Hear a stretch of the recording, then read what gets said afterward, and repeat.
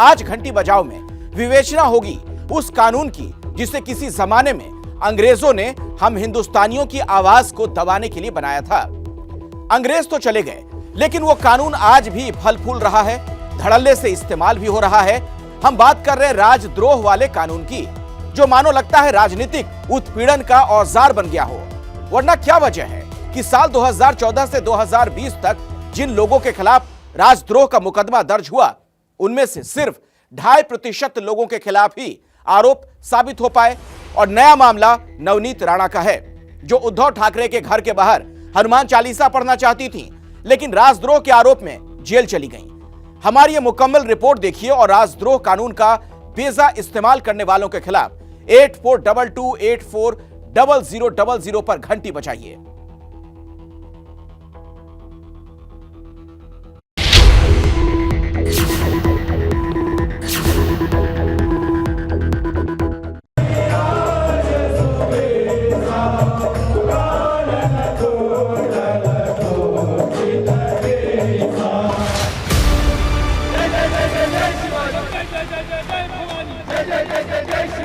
यहाँ पे पैर रखना और किसने नहीं रखना, ये जो उन्होंने ऐलान किया था, उसके लिए हम यहाँ पे आए।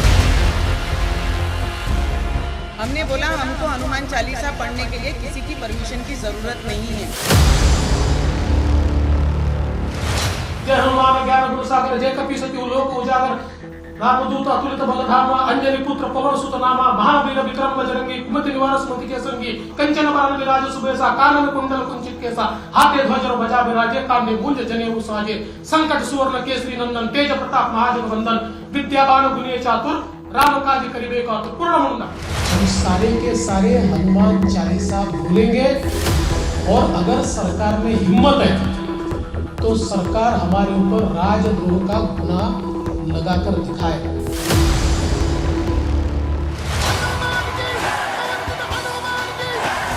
भारत में हनुमान चालीसा का पाठ करना कब से राजद्रोह हो गया?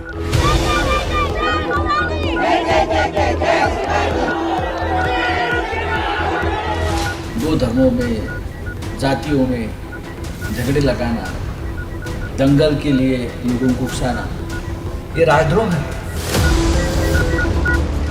अब शिवसेना की ये स्थिति है कि जो हनुमान चालीसा का पाठ करने का बात करे, उसके ऊपर एनएसए और आतंकवादी विरोधी कानून लग जाए। इतनी निंदनीय बात है।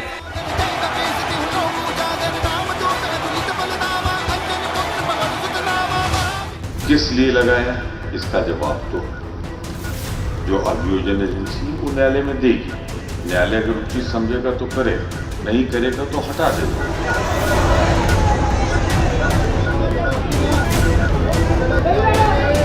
मुख्यमंत्री महोदय के घर पर जिन्होंने हनुमान चालीसा किया, इनको राजद्रोह में क्यों डाला गया, उसका जवाब दीजिए। अगर किसी में ताकत है, किसी में दम है, तो नवनीत राणा को रोक के दिखाना। तो महाराष्ट्र में हनुमान चालीसा के पाठ से शुरू हुआ हंगामा अब एक नए विवाद में बदल चुका है और वजह है अमरावती से निर्दलीय सांसद नवनीत राणा और उनके विधायक पति रवि राणा की गिरफ्तारी।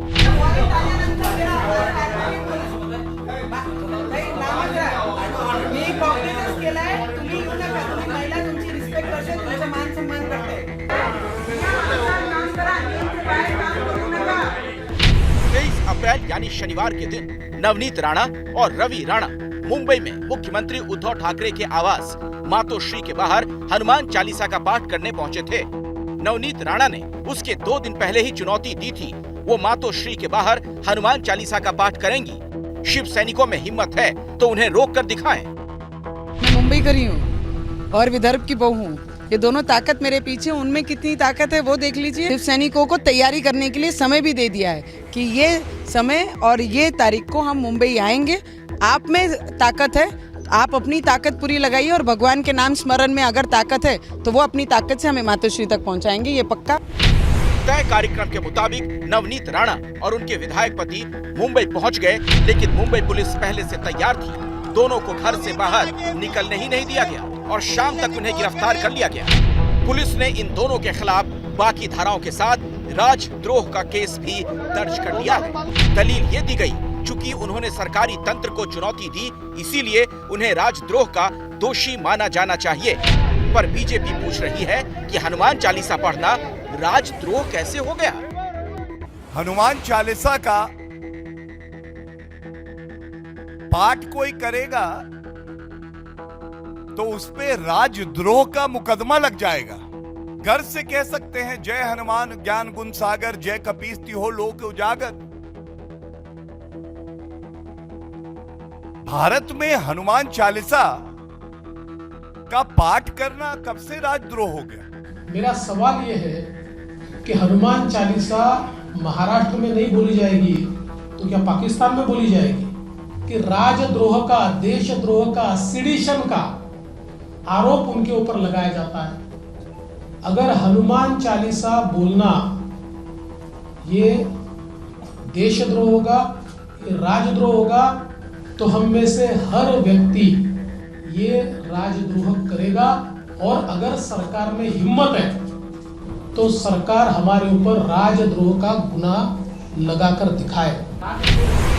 महाराष्ट्र के पूर्व मुख्यमंत्री देवेंद्र फडणवीस ने उद्धव सरकार को ये चुनौती देते हुए प्रेस कॉन्फ्रेंस में ही हनुमान चालीसा का पाठ भी कर दिया। जय हनुमान ज्ञान गुण सागर, जय कपीस तिहो लोक उजागर, रामदूत अतुलित बलधामा, अंजनी पुत्र पवन सुत नामा, महावीर विक्रम बजरंगी, कुमति निवार सुमति के संगी, कंचन बरन विराज सुबेसा, कानन कुंडल कुंचित केसा, हाथे। और इस तरह पूरी बहस अब इस बात पर आकर टिक गई कि हनुमान चालीसा पढ़ने की बात पर नवनीत राणा पर राजद्रोह का केस क्यों दर्ज किया गया।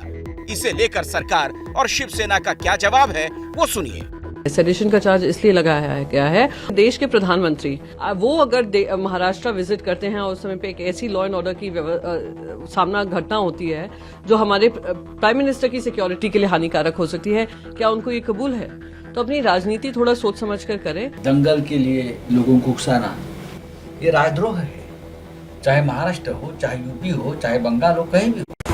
तो अब राजद्रोह कानून को लेकर बीजेपी के आरोप और शिवसेना की सफाई के बीच सच क्या है?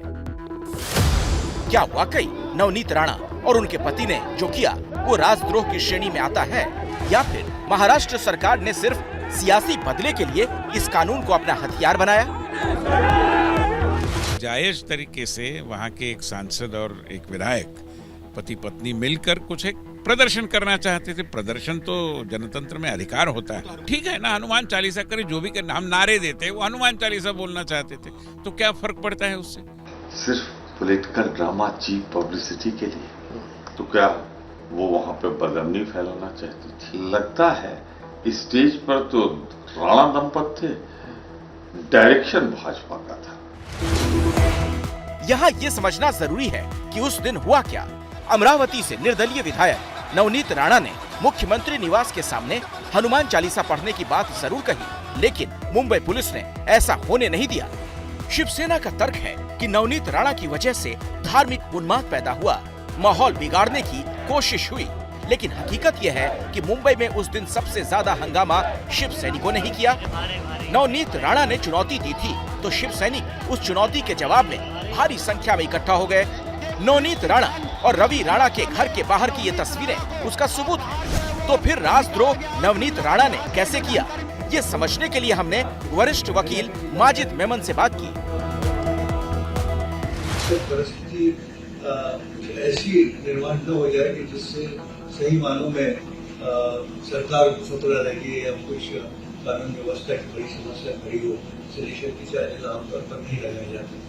लेकिन जिस प्रकार से ये विधायक और सांसद कपल ने जिस तरह का एक सिचुएशन तैयार किया है, तो इससे तो साफ जाहिर था कि वो एक समस्या कानून व्यवस्था की तैयार करने जा रहे थे। माजिद मेमन चूंकि एनसीपी के नेता हैं और एनसीपी महाराष्ट्र सरकार में शामिल है, इसलिए उनके इस जवाब को सियासी जवाब भी माना जा सकता है। लेकिन राजद्रोह कानून की सच्चाई यही है कि पिछले कुछ समय में वो सिर्फ बदले की सियासत का हथियार बनकर रह गया है।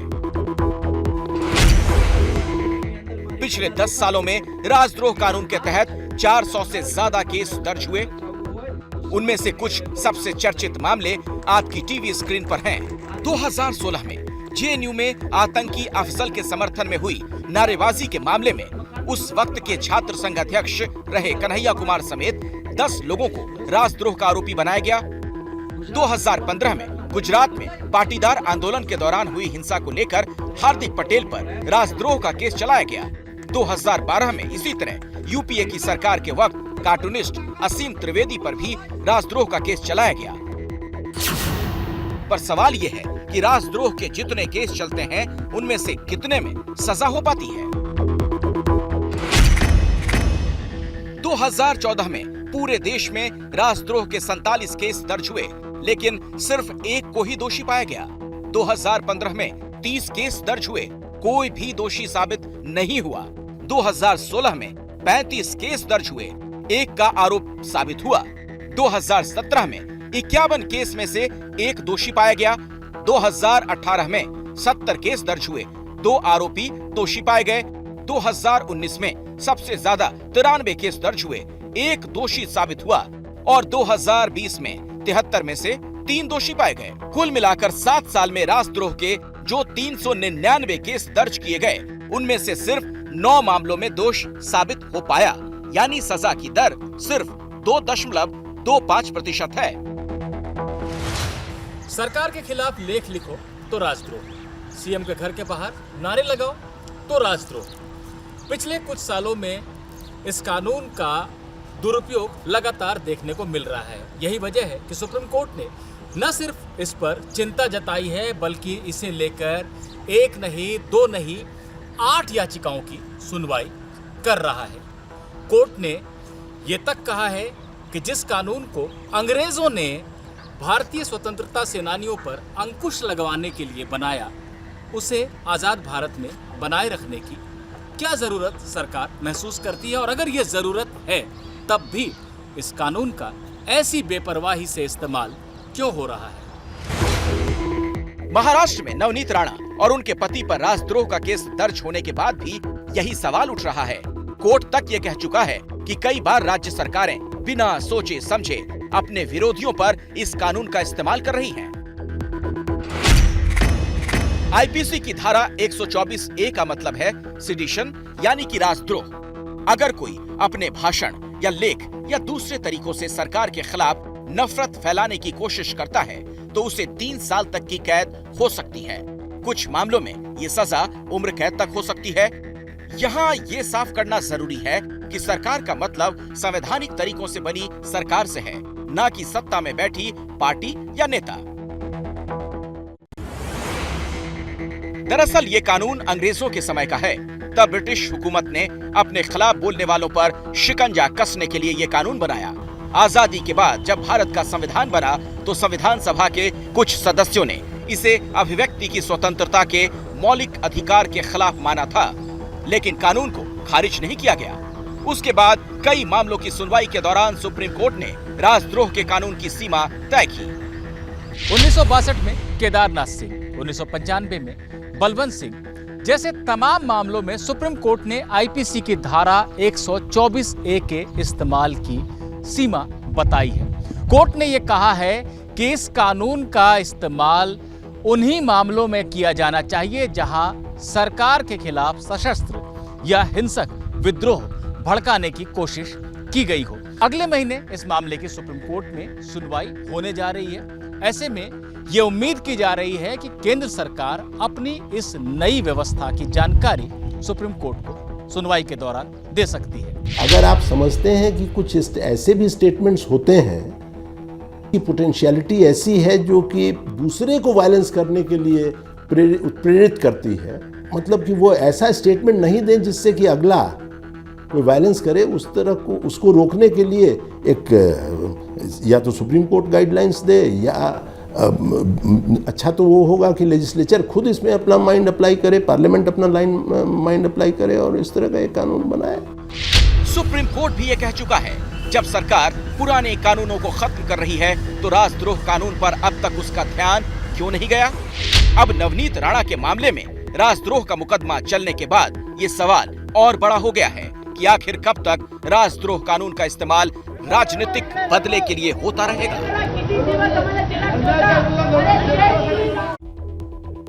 जी, ये बुनियादी सवाल है कि क्या स्वस्थ लोकतंत्र में ऐसे कानून की वाकई में आवश्यकता है जिसे अभिव्यक्ति की आजादी पर कई बार हमले के तौर पर देखा जाता है।